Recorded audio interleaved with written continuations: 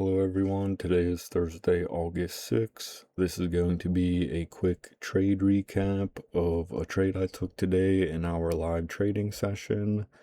So let's get right into it. If you're new here, I trade something known as time cycles.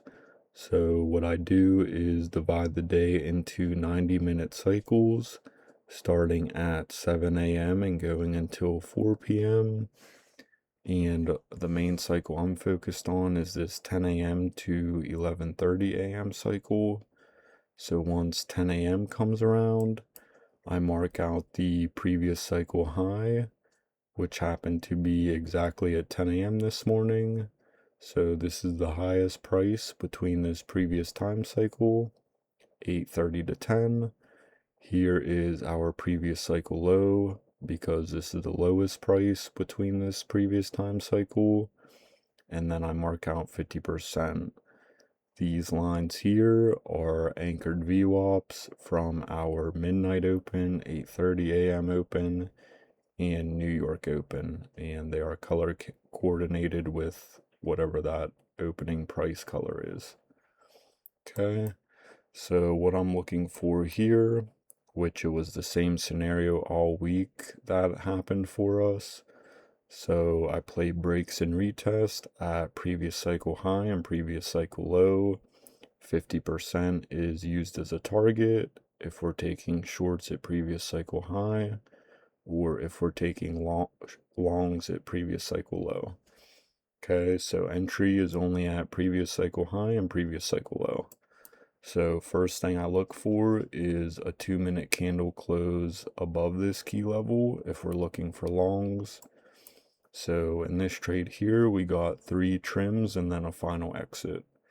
So here was our 2-minute candle close above, and then we wait for the retest, which we got on this next candle, and this was our entry. First target was midnight open. Second target was 29595.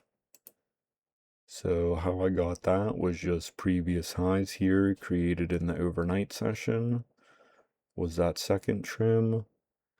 And then third trim was a few points below Asian session high, which was 29618 for me, is where that third trim was. And then final exit was around 10 points below our first standard deviation here. So these targets here are standard deviations off of our previous time cycle.